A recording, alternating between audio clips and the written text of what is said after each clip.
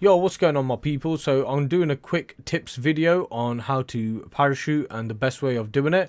Now this is not going to go into too much technical detail, so if you are a regular Call of Duty player or you are a professional, you may not enjoy this video because you're not going to be used to this. But if you're a new player, this should definitely help you. Okay, so the first thing you need to do is basically go into your controller settings or your keyboard settings and go all the way to the bottom where it says parachute auto deploy, and you need to enable that. So if that is disabled, the first thing you need to do is enable that. Now what I'm doing here is I'm just doing a test match. So this is just a training match, just so you guys can see how it works. So what I'm going to do is basically jump out the plane. When I jump out, I'm just going to basically free fall all the way down towards the buildings, towards the ground, and the parachute will auto deploy itself. So it will give me the option to press A and deploy the parachute, but I'm not going to press that. I'm just going to allow it to happen itself. So here we are, and there you are. It's literally done it itself. So that's how auto deploy works. Okay guys, so another thing is, if you have auto deploy enabled and you've already pulled out the chute, so just like I'm about to do here, I'm going to pull the parachute and then I'm going to cut the parachute, and then I'm going to start heading towards the ground. Now if you do this, you're going to basically hit the ground straight away. Some people think, oh my god, why do they hit the ground? It's because you've already deployed the parachute. You could only deploy it once. If you deploy that once and then you cut the parachute and you start heading towards the ground, you're basically just going to die.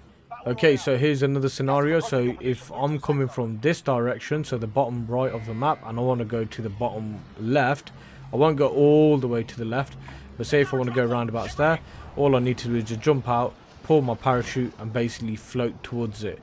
I'm not going to look down, I'm not going to do anything like that, but I'm just going to keep going towards that marker. And in this situation I could even look around me. So you just press whatever button you press. I press RB, the right bumper on the Xbox, and I could look around me. I could even cut the parachute a little. I could pull out my gun and start taking shots at people just like that, but I'm not going to do that. I'm just going to show you guys how to basically float across the whole map and then try and land away from people. So there's advantages of this. The advantage is that if you go as far as I am, you're not going to bump into many enemies. It's going to be very rare that you're going to bump into enemies over here because it's so far from where the plane was actually going. So that's the benefits. The disadvantages, obviously if you've got teammates and they're going somewhere else, you've got a long way to go, or the circle's closing in just like it is there. It's not very far, but if it was far, it will be very difficult for you to get there. So that's another way of using your parachute. Here's another one. So we've got the players that I'm playing with, they're randoms and they've selected Boneyard. So what you do is just jump out the plane.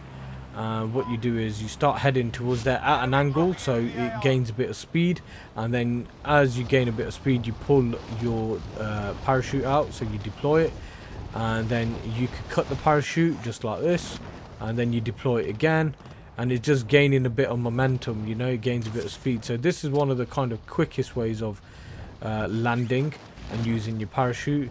You always go at an angle and you'll get there a bit quicker than some people. Okay, so here's another way of doing it, guys. So there's the marker. As you could see, I'm playing with random people once again, but just for the video purposes I will show you how I will get to that point. So again, just like the last clip, I will start heading towards there, and you see these grids on the map. Basically I jump about 2 grids before, so where my location is marked I will jump about 2 grids before. I'll start going in at an angle just to gain a bit of speed, and as you can see on the right hand side it tells you the speed, how fast you're dropping, and literally you will drop on the location that you put down. So that's the way to do it. So just pull your parachute, cut, pull your parachute, and that's it.